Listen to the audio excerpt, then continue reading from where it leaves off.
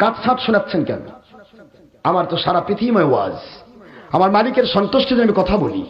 একটা পয়সা আমি কোথাও চুক্তি করি না। এই যে মাহফিলে এসেছি, একটা চা পর্যন্ত খাবো না ইনশাআল্লাহ, এক গ্লাস পানি আমার প্রয়োজন হয় না। এক মুঠ খাওয়ার জন্য আসিনি, 10 টাকা হাদিয়া নেওয়ার জন্য আসিনি। কাজে আমি কেন ওয়াজ করছি? আমি বিসিএস ক্যাডার, 24তম অ্যাডমিন ক্যাডার হয়ে সেই সময়ের সম্মানিত আমার এসপি মহোদয় মতিউর রহমান খান, সেই সময় আমার বগুড়ার সম্মানিত ডিসি মহোদয় রফিকুল মোহাম্মদ মহোদয়, ওনারা দুইজন, এবং এনএসআই ডিপার্টমেন্টের এডি অ্যাডিশনাল ডিরেক্টর সম্মানিত রফিক সাহেব, ওনারা আমার ভক্ত তখনকার। সেই সময়ে ওনারা সব আমাকে সিদ্ধান্ত দিলেন, হুজুর আপনি যেভাবে আল্লাহর সন্তুষ্টির পথে নেমেছেন, আপনি যদি এই অ্যাডমিন ক্যাডারে ঢুকে যান, তাহলে আপনাকে শুধুমাত্র কক্সবাজার আর এই ইন্ডিয়া বর্ডার পাকিস্তান করে ঘুরে নেবে হবে। কাজে হুজুর এটা আমাদের পক্ষ থেকে চয়েস হচ্ছে না। আমি সঙ্গে সঙ্গে বলেছি তাহলে আমি চাকরি করব না, চাকরি স্টপ করে দিয়েছি, ভাইস প্রিন্সিপালের চাকরি বাদ দিয়ে দিয়েছি, অ্যাডমিন ক্যাডারের পোস্টে আমি বিসিএস ভাইভা দিয়েছি, আমি সেখানে আর চাকরিতে অ্যাটেন্ড করিনি।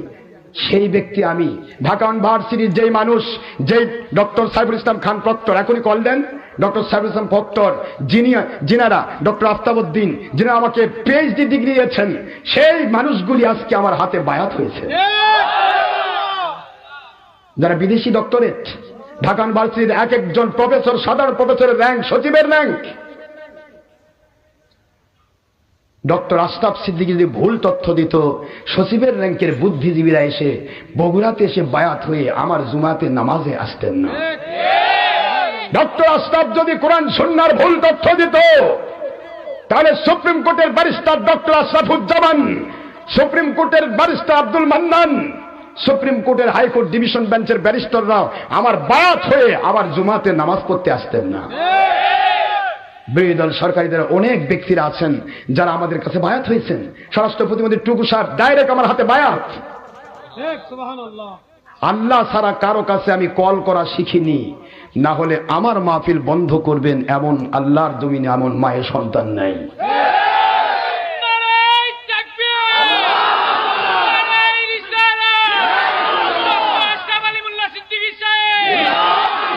আল্লাহ ছাড়া কারো কাছে আমি কল করি না। আমার জিন্দেগি আমার মালিকের জন্য। যেখানে দরকার আছে তিনি কথা বলে নেবেন, যেখানে দরকার নেই সেখানে কথা বলে নেবেন না। আমি জুলুম করে কথা বলবো না, কারণ ইসলামী শরীয়ত জুলুম করার জন্য আসেনি, জঙ্গিপনার জন্য আসেনি, সন্ত্রাসীপনার জন্য আসেনি, মানুষ খুন করার জন্য আসেনি। ইসলাম এসেছে দলের স্বার্থে আসেনি, ব্যক্তির স্বার্থে আসেনি। ইসলাম কোনো দলের নয়, কোনো ব্যক্তির নয়, কোনো দেশের নয়। ইসলাম সার্বজনীন। যিনি মেনে নিতে চান, এই মুহূর্তে একটা হিন্দু যদি কলেমা পড়ে না ইসলাম মানতে চায়, সে ব্যক্তি মুসলমান হয়ে জান্নাতি মানুষ হয়ে যায়। ইসলাম কাউকে আল্লাহ পাক লিজ দেননি, ইসলাম কাউকে আল্লাহ লিজ দেননি। ইসলাম জঙ্গিপনার জন্য আসেনি, মানুষ খুন করার জন্য আসেনি, নিজের স্বার্থ হাসিল করার জন্য হরতাল করে পুরা দেশে অরাজকতার সৃষ্টি করার জন্য ইসলাম আসেনি। নিজের ব্যক্তি স্বার্থ, দলীয় স্বার্থ হাসিল করার জন্য আপনি ওই কি বলে নিজের দলের স্বার্থ হাসিল করার জন্য অবরোধ করা, হরতাল করা, লং মার্চ করা, এগুলি করে দেশে অরাজকতার সৃষ্টির জন্য ইসলাম আসেনি। ইসলাম এসেছে দেশ জাতি ইসলামের উপকার করার জন্য।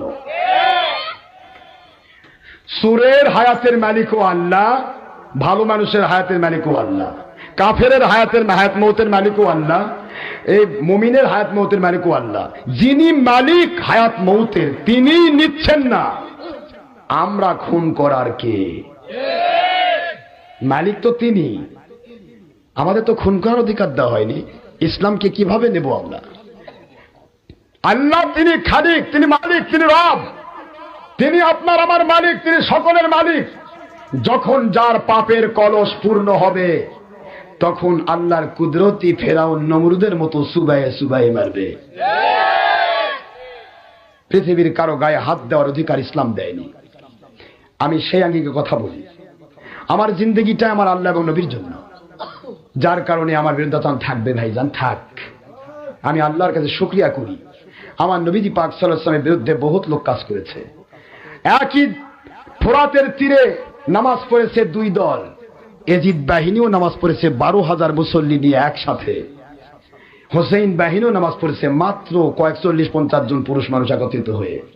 দুইটাই নামাজ, দুইটাই রোজা, দুইটাই হজ, দুইটাই যাকাত, দুইটাই ইসলাম মানা।